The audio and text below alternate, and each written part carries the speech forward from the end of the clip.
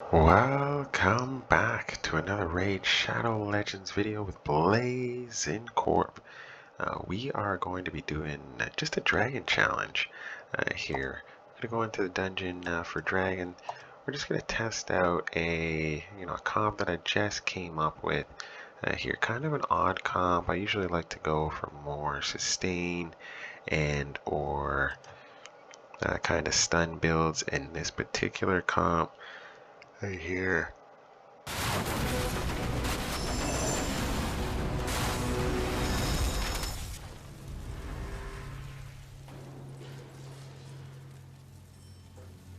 but I just got a caught the seared and I'm trying to test him out in different places here. So the reason I have him as a lead right now is he's the only one who has like an all battles type or a skill. So increase ally HP in all battles by 25%. Never a bad thing. Oh, especially for under priest. Here he's going to get a nice wicked increase there. So never bad to have more HP.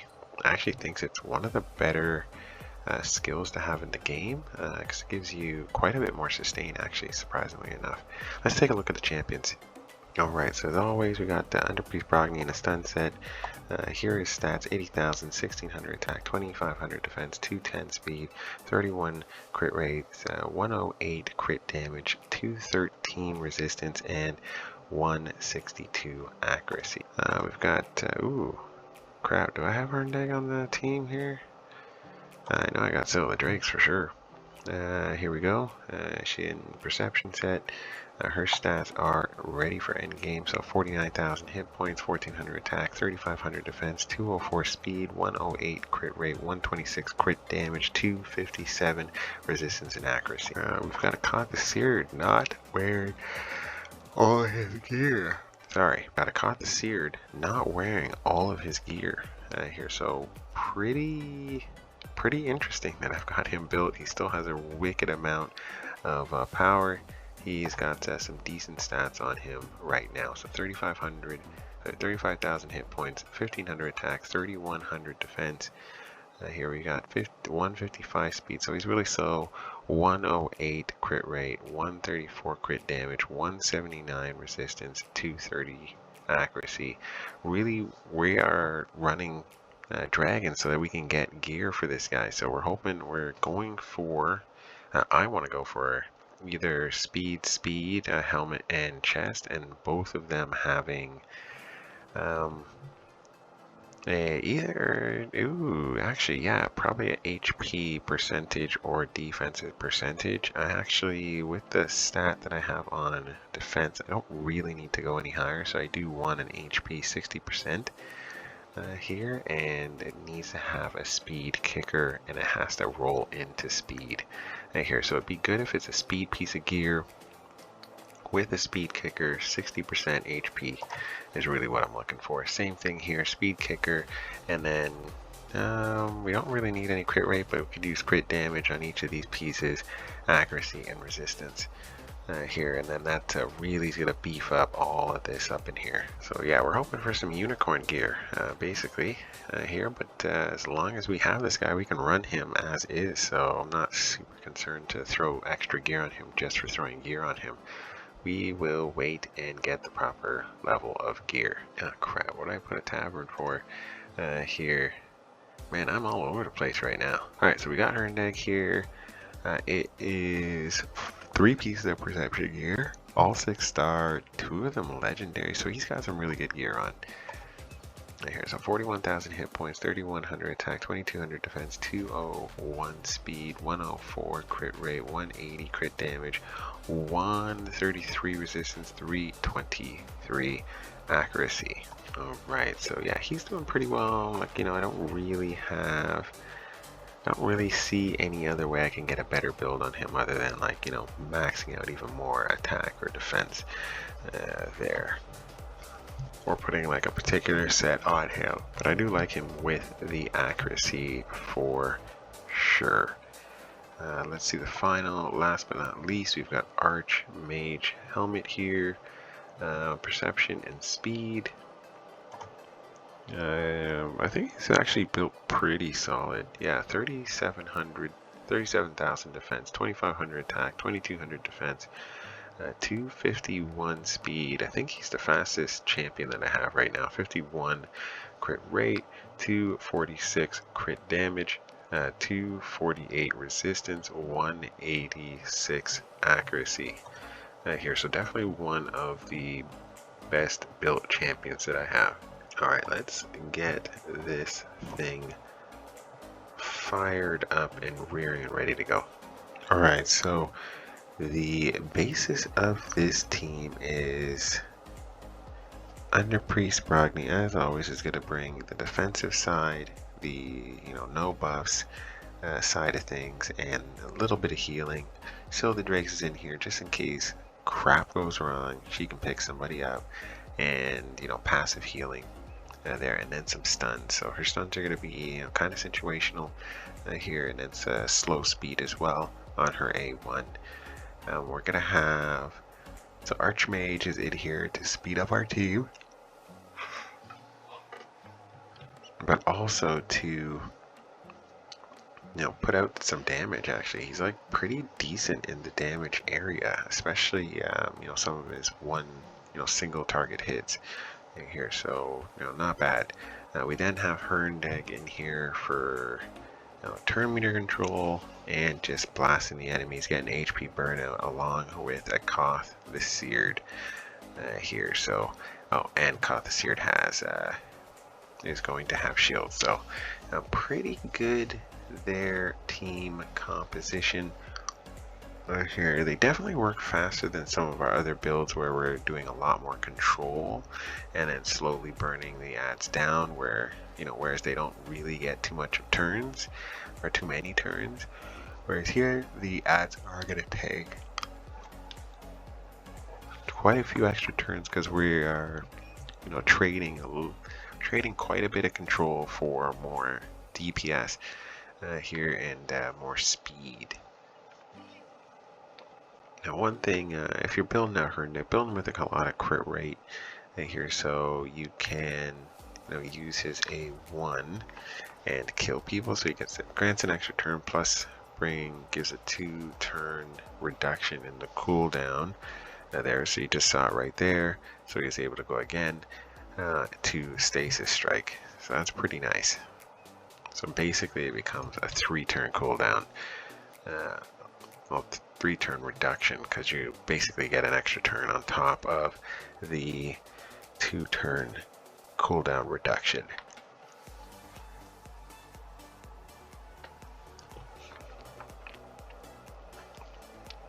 Alright, so yeah, the second wave can sort of be weird here if you let it be, because just of how depending on how the first wave goes, and if we've used our abilities up. Good thing, pretty much that's why Archmage Helmet is in here, so that way I can make sure that we get the extra speed so our guys go faster, because if our guys are going faster, we're going to start taking like a turn and a half, turn and 3/4 to possibly 2 turns before the other guys go. So never a bad thing there. Now this is going pretty well. Never really concerned that I'm going to die at any point during this battle because of the way we're set up here.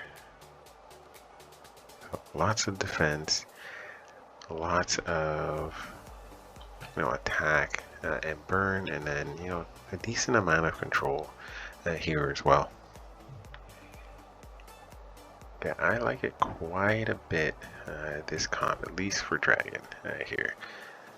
I'm going to try all these new champions that we've been building out in, all these old dungeons, and I'm going to try them out in the Doom Tower as well, so you'll see some videos coming out for that in the coming days. I'm just trying different comps in different places. Different people, people in the chat have been asking me here for these different comps, and just to see kind of what else I can pull out in the mid-game with mid-game builds here, and that's kind of what I'm specializing in right now, because it doesn't look like I'm going to get to end game anytime. No, I'm going to get there, actually. No, I'm going to get there. It's whether I'm going to get there quickly or not, with all these events that they have coming every 2 weeks. And, you know, all these new champions dropping. You got to get more gear. You got to prioritize. You know, it's just a nightmare here. So, yeah, kind of excited there for all the new champions, because you can build new comps. You can think of, you know, different ways to attack a boss. And then there are some new champions coming out with, you know, skills that only activate when they're facing a boss, which is kind of crazy and awesome all at the same time there. So I'm looking forward to playing some of those guys who are coming down the pipeline.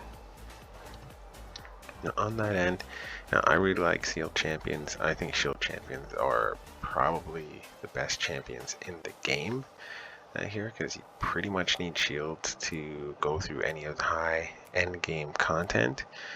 Anyone who tells you otherwise is lying to you, or is a super whale and has like some crazy DPS with crazy gear on them.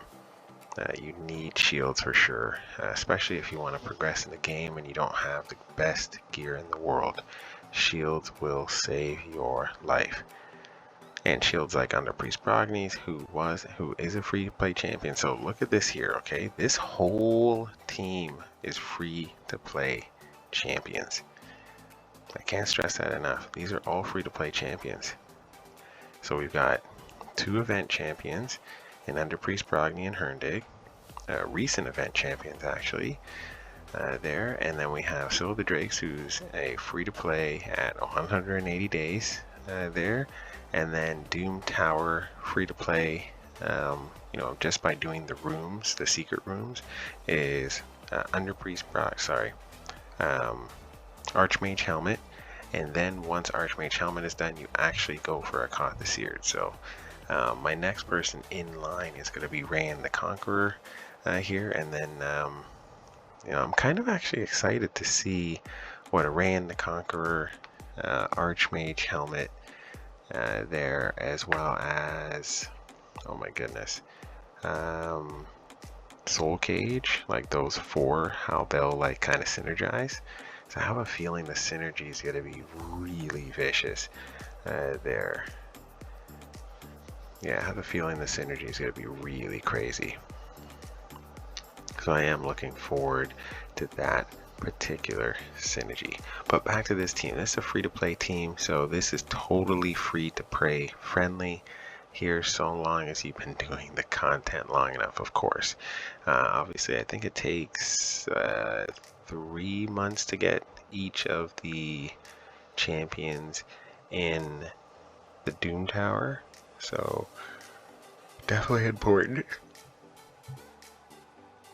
that you're doing each level of the secret rooms every single iteration of the Doom Tower, every 4 weeks, I should say.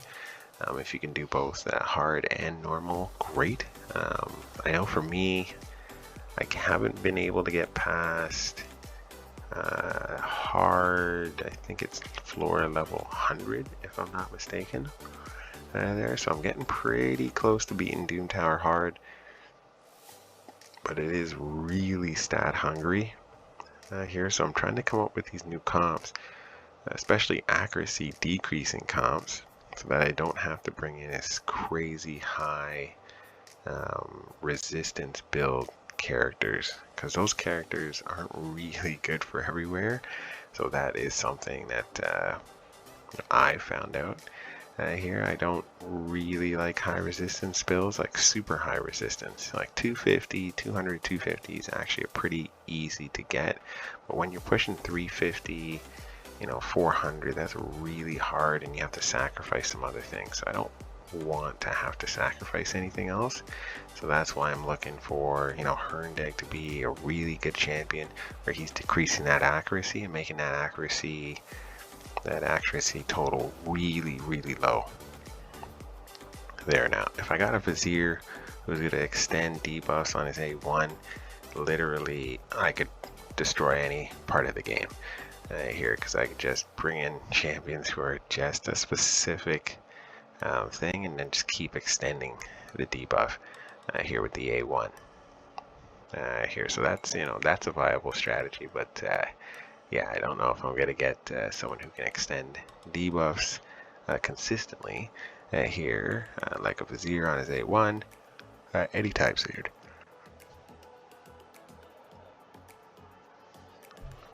Yeah, so this battle's almost at an end here. It had some crazy moments there where the shield kind of wasn't protecting us.